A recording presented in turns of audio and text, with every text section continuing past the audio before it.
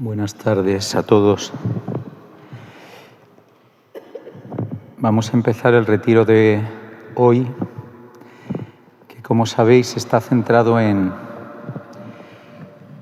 la realeza de Cristo, porque hoy precisamente celebramos la fiesta de Jesucristo, Rey del Universo. Y vamos a comenzar invocando al Espíritu Santo, que es el maestro de oración, el que nos tiene que conducir en este rato que vamos a tener con el Señor. En el nombre del Padre, y del Hijo, y del Espíritu Santo. Amén. Ven, Espíritu Santo, llena los corazones de tus fieles y enciende en ellos el fuego de tu amor. Envía, Señor, tu Espíritu y todo será creado. Oh Dios, que has iluminado los corazones de tus hijos con la luz del Espíritu Santo, haznos dóciles a sus inspiraciones para gustar siempre el bien y gozar de su consuelo. Por Jesucristo nuestro Señor. Beata Mariana de Jesús, ruega por nosotros. Bueno, pues celebramos la realeza de Cristo, y celebrar la realeza de Cristo es una invitación para celebrar también y para vivir la santidad de la Iglesia, que precisamente vive bajo el señorío de Cristo, o quiere vivir bajo el señorío de Cristo, ¿no? Son, podríamos decir, como las dos caras de una misma moneda, porque no tiene sentido confesar a Jesucristo como Rey, Rey del universo y por tanto Rey de la vida de cada uno de nosotros, si no sometemos nuestra vida a Cristo, es decir, si no vivimos bajo el señorío de Cristo, en todas las situaciones de nuestra vida, favorables y desfavorables, alegres y tristes, fáciles y difíciles, ¿no? En cualquier situación de nuestra vida. Y eso es precisamente la santidad. La santidad supone reconocer el señorío de Cristo en nuestra vida y, por tanto, querer vivir según su voluntad. Hoy, con toda la Iglesia, confesamos, así lo dice el lenguaje del libro del Apocalipsis, que es la segunda lectura de la liturgia de hoy, que Jesucristo es el testigo fiel, el primogénito de entre los muertos, el príncipe de los reyes de la tierra, que nos amó y que nos ha librado de nuestros pecados con su sangre y nos ha convertido en un reino de sacerdotes para Dios, su Padre. Hemos sido, por tanto, santificados por Cristo y hemos, de algún modo, sido incorporados a la ofrenda sacerdotal de Cristo. Esa ofrenda que Él realiza en la cruz, con su propia vida, con el derramamiento de su sangre, se tiene que prolongar también, de algún modo, en nuestra vida. Por tanto, es una alabanza, una doxología dirigida a Dios que nos compromete, porque, como os decía, manifiesta y confiesa el señorío de Cristo no solo sobre toda la creación, sino sobre nuestra propia vida, declarando que Él ha sido constituido por Dios juez de vivos y muertos, principio y fin de todo lo creado, alfa y omega, imagen de Dios invisible, primogénito de toda la creación, porque todo fue creado por Él y para Él. Si no fuera así, si Cristo no estuviera en el origen y en el fin de todo, si Él no fuera el principio y la plenitud de todo lo que existe, no podría recapitularlo todo, no podría santificarlo todo, llevarlo todo a su plenitud, en Dios. Pero fijaros cómo Él lo recapitula todo, sometiéndolo todo. Dice San Pablo en la carta a los Corintios que el último enemigo sometido será la muerte. El último enemigo sometido será la muerte. Cristo ya ha vencido a la muerte, pero en su cuerpo, en la Iglesia, todavía tenemos que enfrentarnos a ella, ¿no? Lo vemos todos los días, a veces de un modo dramático. Tenemos que enfrentarnos a ella y al miedo a la muerte, que muchas veces nos hace vivir la vida entera como esclavos, ¿no? sin libertad para amar, para entregarnos como Él se ha entregado. Pero Él no solo ha sometido todas las cosas, sino que se ha sometido Él mismo al Padre.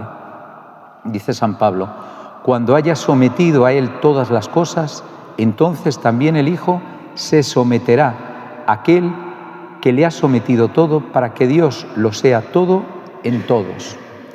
Es así como Cristo recapitula todas las cosas, sometiéndolo todo, pero sometiéndose Él mismo al Padre. Por tanto, como Rey y como siervo, reina sobre todo, pero reina como siervo, el siervo de Dios. El siervo de Dios que se ofrece por la salvación de los hombres. Es el Cordero de Dios que quita el pecado del mundo. Siervo y Cordero son dos términos equivalentes en la Escritura, ¿no? Por eso Él reina sirviendo y sirve reinando. Decía alguien que quien no vive para servir no sirve para vivir. Podríamos decir un poco, quien no reina para servir no sirve para reinar. Y de hecho un rey se acredita, podríamos decir un político también se acredita, no digamos un sacerdote o un consagrado o una consagrada o un padre de familia o una madre de familia. ¿Cómo se acreditan? Sirviendo, haciendo de su autoridad, que la tienen, un servicio en favor de los demás, una entrega cotidiana de la vida, para que otros tengan vida. Y así es como Cristo reina, ¿no? Cristo reina sometiéndose enteramente al Padre y sometiendo todas las cosas a ese dominio de Dios sobre toda la realidad. Reina, por tanto, desde la cruz. Por eso he querido iluminarla, aunque sea un poco tétrica, porque no está del todo bien iluminada, ¿no? Sino así un poquito con sombras. Tiene ese aspecto, la cruz tiene un aspecto sombrío, un aspecto doloroso, que provoca el rechazo en todos nosotros, ¿no? Instintivamente rechazamos la cruz, rechazamos el sufrimiento, rechazamos el sacrificio, rechazamos todo lo que implica renuncia en nuestra vida. Y sin embargo, cuando Cristo se pone en la cruz y reina desde la cruz, es decir, la convierte no en un patíbulo, sino en un trono real, y en cierto modo también podemos decir en un lecho nupcial, porque en la cruz consuma esa alianza de amor con toda la humanidad, nos descubre la belleza escondida en la cruz, nos descubre la sabiduría escondida en la cruz, nos descubre la fecundidad escondida en la cruz, ¿no? La fuerza escondida en la cruz, que a los ojos del mundo es necedad, es debilidad, es fealdad, es esterilidad, ¿no? Y sin embargo Él nos descubre que en la cruz hay un misterio de amor hasta el extremo, el amor de Dios por nosotros, el amor de Dios por los hombres, ¿no? Que le ha llevado a asumir no solo nuestra carne, nuestra debilidad, sino incluso a cargar con nuestro pecado, a convertirse por nosotros en un maldito, maldito el que cuelga de un madero, dice la Escritura, ¿no? Pues Cristo se ha hecho por nosotros maldición para que la bendición de Dios se derrame sobre todos nosotros, para que en nosotros sea posible una nueva humanidad, una nueva creación. Y por eso Jesús quiere reinar en nosotros, en nuestra vida, desde la cruz. Y quiere reinar en el mundo desde la cruz, desde ese amor hasta el extremo. Es decir, no imponiéndose por la fuerza, no avasallando nuestra libertad, no exigiendo méritos previos por nuestra parte, sino conquistando nuestro amor con el suyo, atrayéndonos hacia Él y venciendo todas nuestras resistencias, todas nuestras reservas, todas nuestras dudas, todas nuestras sospechas. Cuando yo sea elevado sobre la tierra, atraeré a todos hacia mí, dice en el Evangelio de San Juan. En el amor hasta el extremo hay una atracción irresistible. Cuando vemos que alguien nos ama de verdad y que está dispuesto a dar la vida por nosotros, pues digamos que desaparecen todas nuestras dudas, todas nuestras reservas, para entrar en ese vínculo de amistad, para permanecer y crecer en la amistad, ¿no? Lo que ocurre es que su amor es muchas veces un amor no correspondido por nuestra parte. De hecho, la cruz es expresión del amor de Dios y de la falta de correspondencia por nuestra parte a su amor. El amor no es amado, decía San Francisco de Asís, ¿no? Fray Luis de León hablaba de 3 tipos de amor. Dice, hay un amor fingido en el que ninguno de los dos ofrece nada al otro. Fingen que se quieren bien y no se quieren, engañándose con palabras y demostraciones amorosas. Profanan la virtud, la verdad y la santidad del amor. Pero ninguno tiene que quejarse de su compañero, porque en fingir y mentirse van parejos. Los dos se engañan mutuamente, ¿no? Dice después, hay un amor no correspondido, donde una de las partes ama de verdad y la parte amada muestra quererle y responder, mas de hecho no le responde. Es un amor de pena. El que ama hace cesión y entrega de todos sus bienes en el amado, desposeyéndose de sí mismo y perdiéndose en el otro, sin que éste le corresponda. Es un amor de culpa, aprovechar el don del otro, robarle amor sin responderle con la gracia de la propia vida.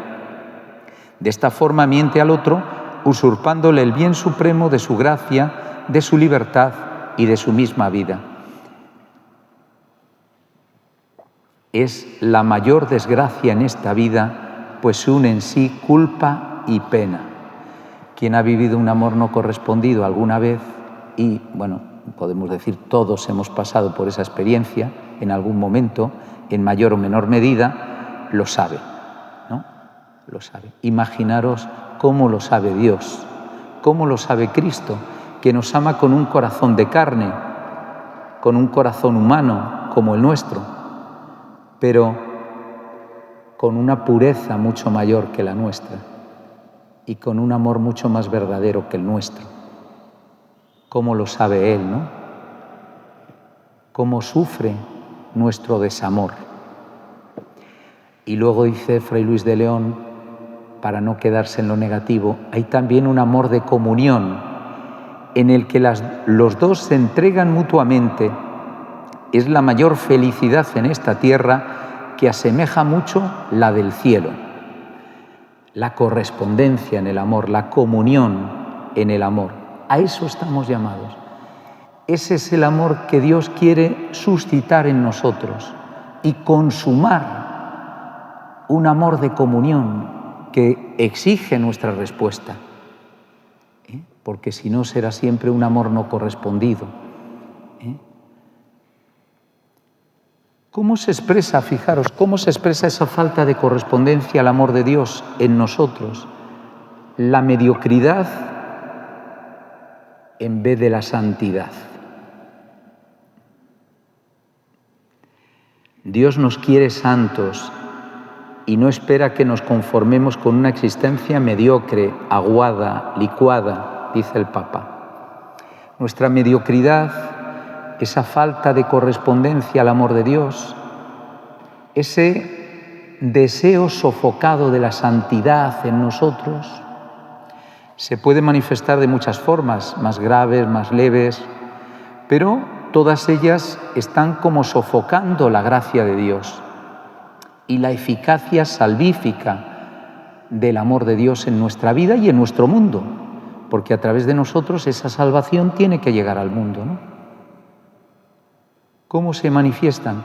Pues lo podemos ver un poco en las burlas que Jesús sufre en la cruz. Son como tres aspectos de esa falta de correspondencia al amor de Dios, que también podemos tener nosotros a veces, quizás sin darnos cuenta, ¿no?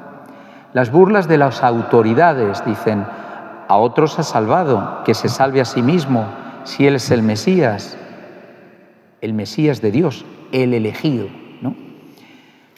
Las críticas de los impíos frente al justo, de la que habla el libro de la sabiduría. Dice, acechemos al justo que nos resulte incómodo es un reproche contra nuestros criterios, su sola presencia nos resulta insoportable. Proclama dichoso el destino de los justos y presume de tener por Padre a Dios. Veamos si es verdad lo que dice, comprobando el desenlace de su vida. Si el justo es hijo de Dios, Él lo auxiliará y lo librará de sus enemigos. Lo someteremos a ultrajes y torturas para conocer su temple y comprobar su resistencia. Lo condenaremos a muerte ignominiosa, pues según dice, Dios lo salvará. Benedicto XVI comenta este texto diciendo: el libro de la sabiduría conocía quizás la hipótesis teórica de Platón, que en su obra sobre el Estado intenta imaginarse cuál hubiera sido el destino del justo perfecto en este mundo, llegando a la conclusión de que habría sido crucificado. O sea, no solo los sabios del Antiguo Testamento, sino Platón también, desde quizás con una cierta relación entre ellos, dicen: el justo al final es ajusticiado. Quien se mete a redentor acaba crucificado, ¿no? Pues este es el destino del justo, y a veces justamente de manos de las autoridades religiosas de su pueblo, ¿no? Sin embargo, fijaros, Jesús vive con esta conciencia lúcida.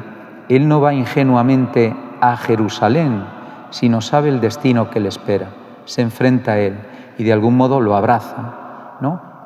Él sabe que Dios le salvará, pero de un modo distinto al como los impíos se imaginan, ¿no?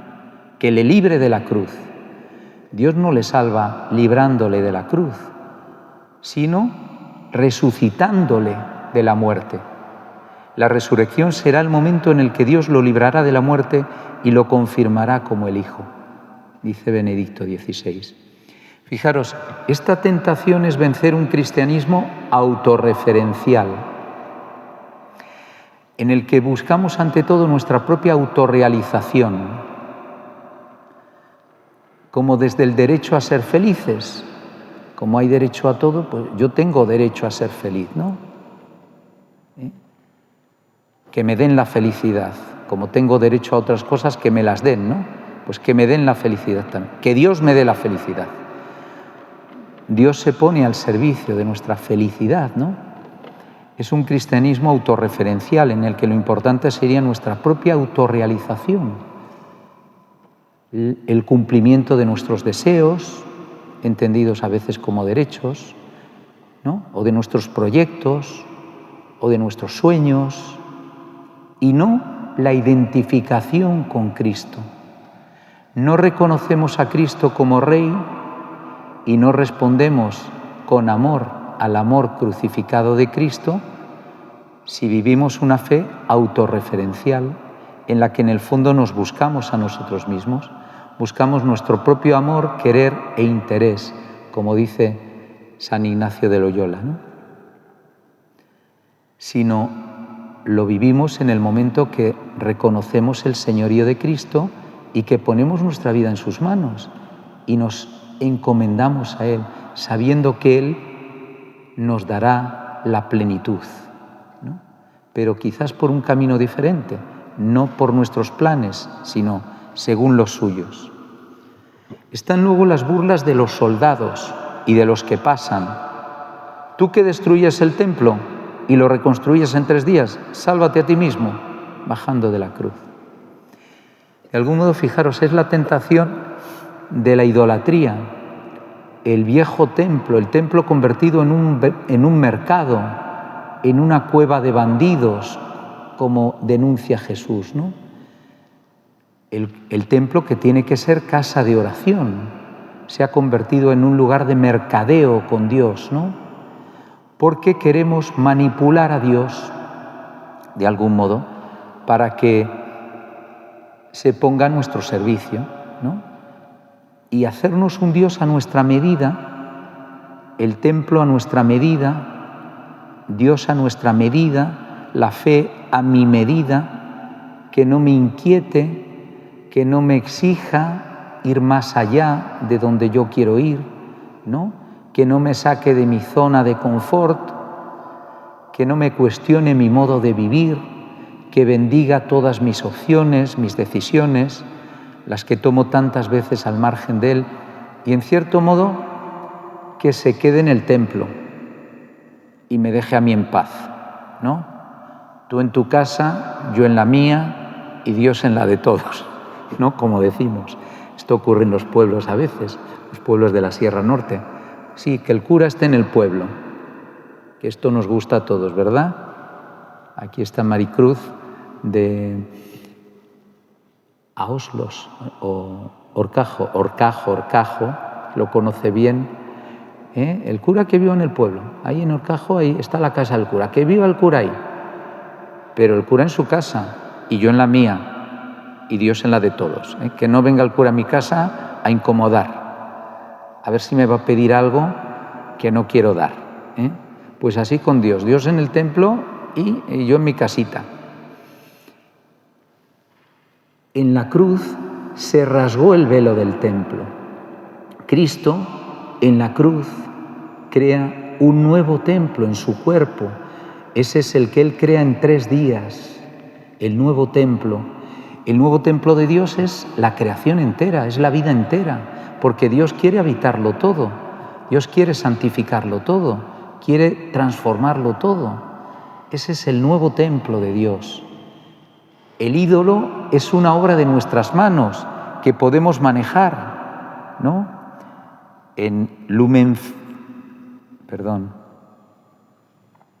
Fidei, que sabéis que es una encíclica compuesta conjuntamente por Benedicto XVI y Francisco, porque Benedicto la tenía ya muy avanzada y Francisco la termina, dice: en lugar de tener fe en Dios, se prefiere adorar al ídolo, cuyo rostro se puede mirar, cuyo origen es conocido, porque lo hemos hecho nosotros.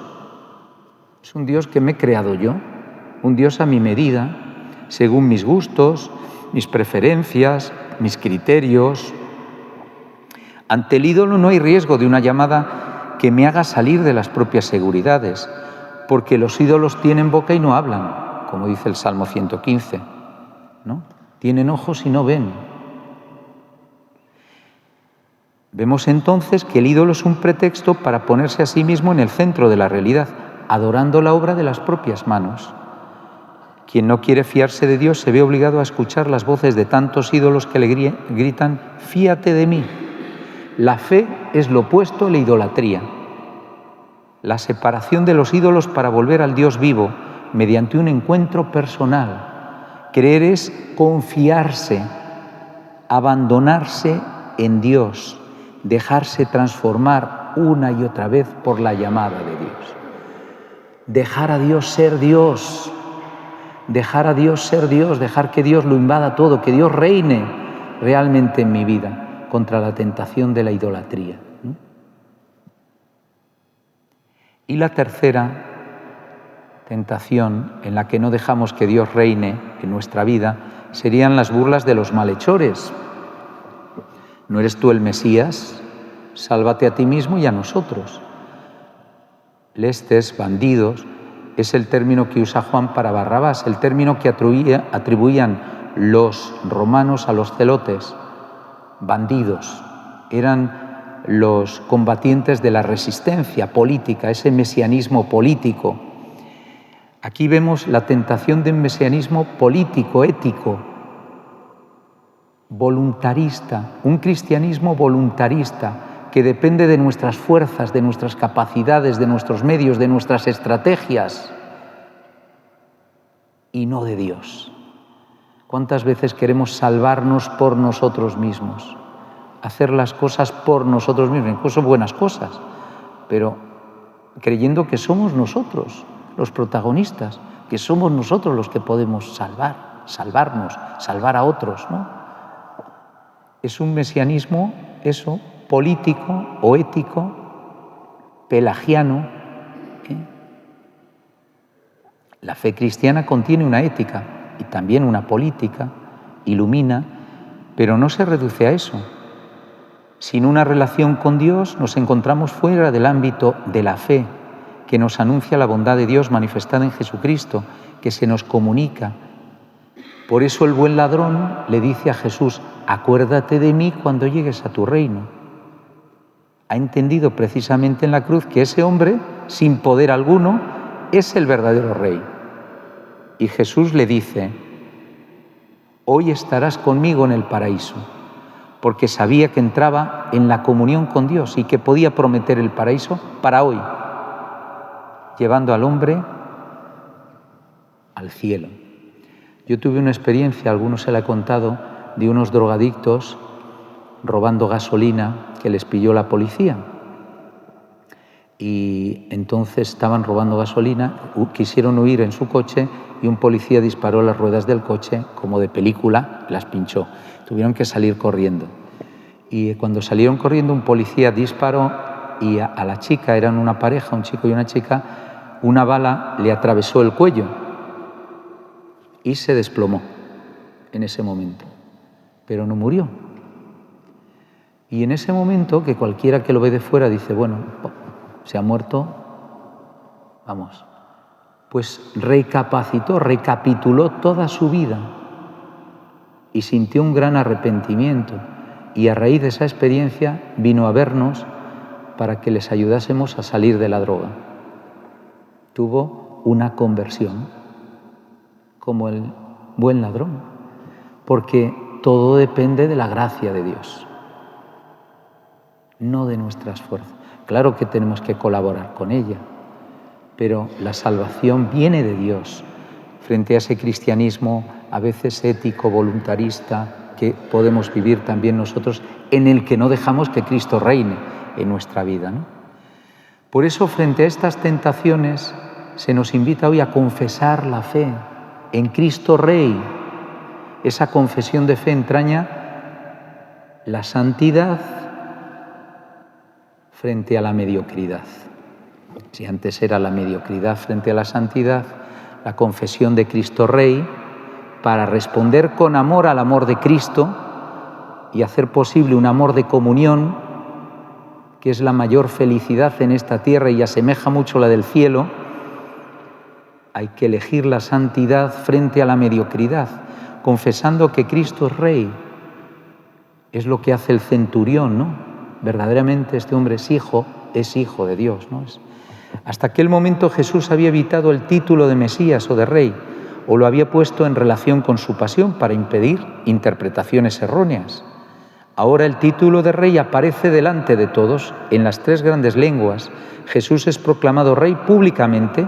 La cruz es su trono, desde el que atrae al mundo hacia sí, en lugar de la entrega extrema de sí, de un amor verdaderamente divino, dice Benedicto XVI. Y ese reinado de Cristo, ese señorío de Cristo es confirmado en la resurrección, precisamente.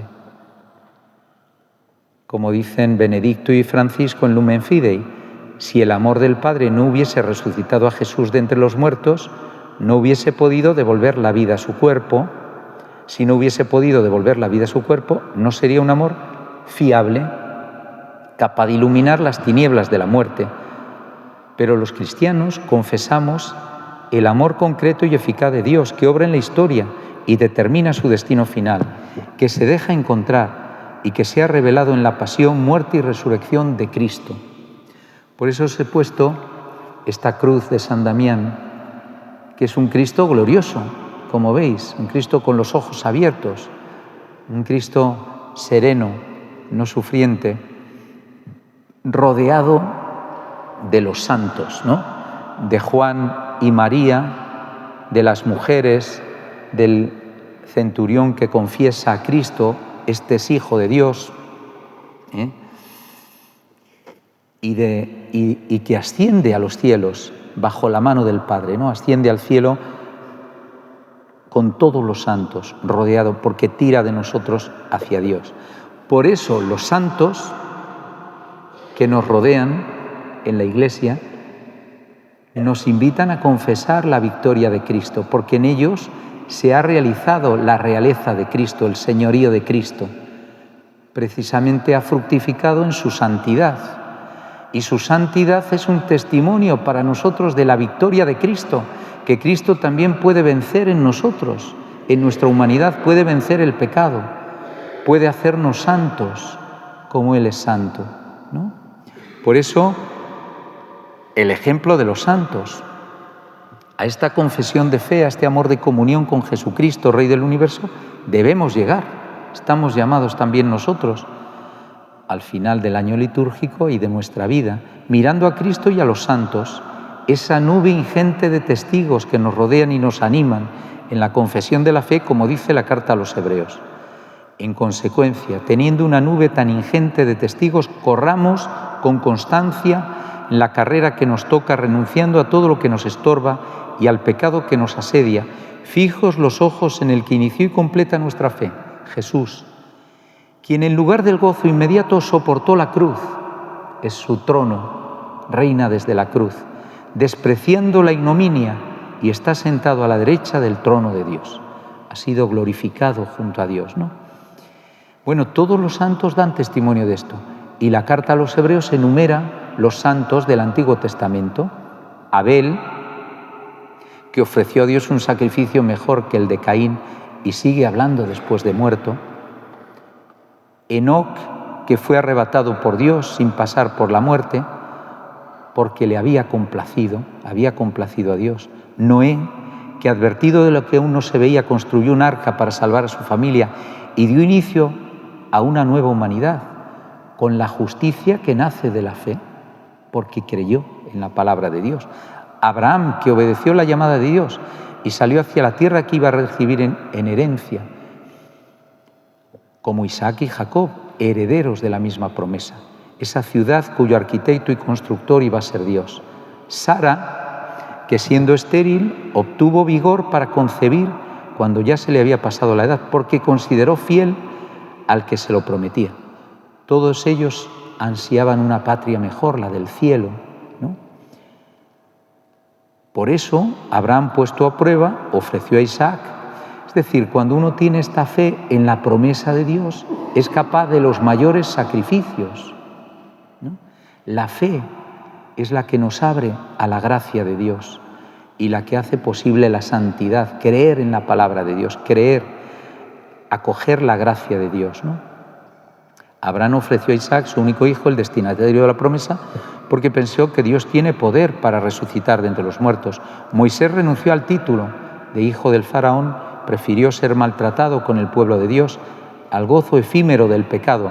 Y muchos otros, dice la carta, fueron torturados rechazando el rescate para obtener una resurrección mejor, o pasaron por la prueba de las burlas, los azotes, las cadenas, la cárcel, los apedrearon, los aserraron, murieron a espada, rodaron por el mundo vestidos con pieles de oveja y de cabra, faltos de todo, oprimidos, maltratados, porque el mundo no era digno de ellos, ¿no? Bueno, estos son ejemplos del Antiguo Testamento, digamos, que cita la carta a los Hebreos, pero también la historia de la Iglesia, a pesar de la fragilidad y el pecado de sus miembros, ¿no? Es ejemplo y estímulo para todos nosotros de ese seguimiento y de esa confesión de fe en Cristo para dar esa respuesta de amor, de un amor de comunión que Él espera de nosotros. Y os quería presentar un poco así, telegráficamente, los santos que nos rodean en la Iglesia, que como habéis visto ya tienen la leyenda, nos podemos acercar un poquito más a ellos, porque hay una pequeña síntesis de su vida o de la devoción, cómo ha surgido, y una oración que nos ayuda a encomendarnos a ellos para poder imitarles en ese camino de la santidad, dejando que Cristo realmente reine en nuestra vida, ¿no? Como ellos. En primer lugar, la Santísima Virgen María, a la que veneramos, invocamos y tratamos de imitar en sus distintas advocaciones. La Virgen del Carmen, ahí, a la izquierda, como modelo de silencio y oración en el ascenso del alma hacia Dios, simbolizado en el Monte Carmelo. La Inmaculada Concepción, allí, ¿no? Como signo de esa llamada originaria a ser santos e inmaculados ante Dios por el amor que todos hemos recibido. desde antes de la creación, a la que hemos sido predestinados. La Virgen de Fátima, como llamada permanente a la conversión de cada uno y del mundo dominados por el pecado. El Inmaculado Corazón de María, como recuerdo de que es posible recuperar la inocencia perdida por el pecado con la gracia de Cristo y tener un corazón puro como el suyo. San José con el niño, como modelo de justicia, sencillez y santidad en la vida ordinaria, ¿no? Desde el cuidado paternal de Jesús como sombra del Padre del cielo, como custodio del Redentor y sombra del Padre. La Sagrada Familia, como ejemplo de la unión en el amor que procede de la Trinidad y pone a Jesús en el centro de las tareas cotidianas para darles belleza, sentido y plenitud, la vida oculta, ¿no? La vida.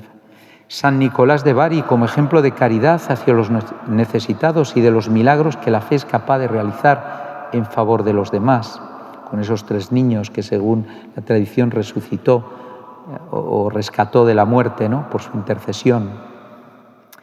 Santa Lucía, como testimonio de fidelidad martirial y virginal a Cristo, el único esposo que nos abre a la fecundidad y a la felicidad del cielo.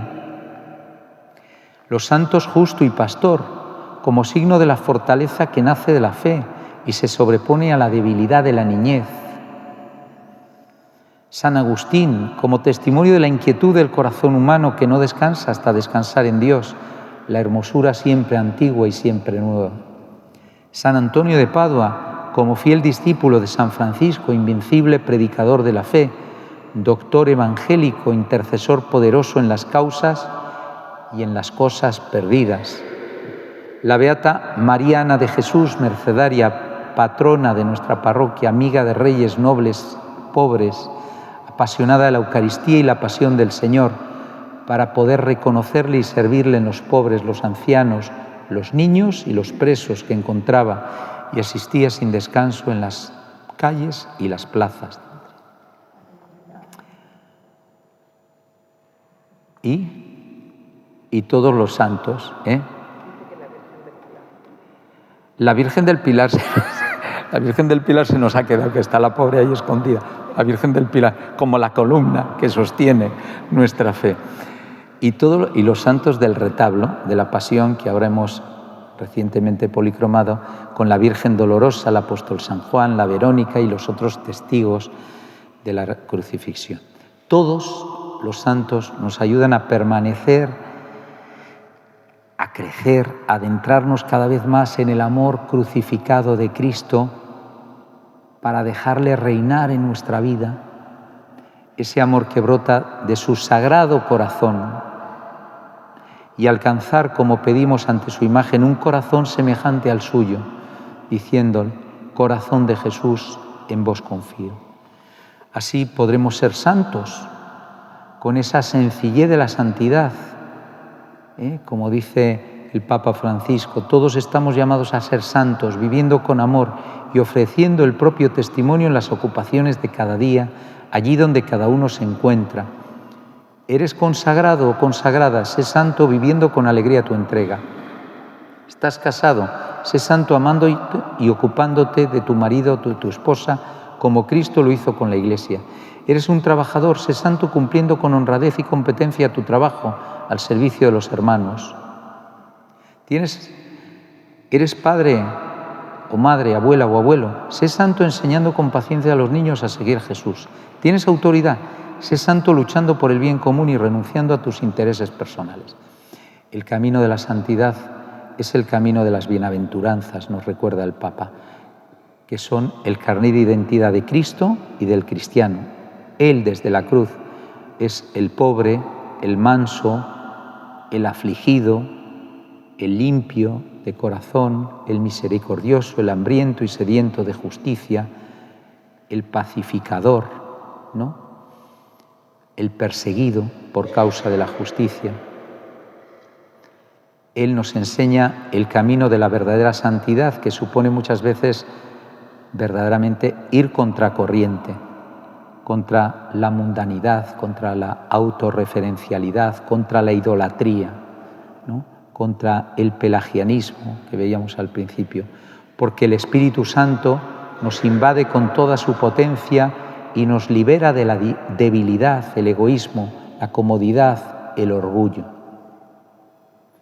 Ser pobre en el corazón, reaccionar con humilde mansedumbre, saber llorar con los demás, buscar la justicia con hambre y sed, mirar y actuar con misericordia, mantener el corazón limpio de todo lo que mancha el amor, sembrar la paz a nuestro alrededor, aceptar cada día el camino del Evangelio que nos traiga problemas, esto es santidad. Que el Señor nos conceda correr la carrera que se nos propone rodeados de tan gran nube de testigos, los santos, esos amigos fuertes de Dios, que dan testimonio de la realeza de Cristo con su propia vida, desde un amor de comunión, que es la mayor felicidad en esta vida y asemeja mucho la del cielo. Gloria al Padre, y al Hijo, y al Espíritu Santo, como era en el principio, ahora y siempre, por los siglos de los siglos. Amén.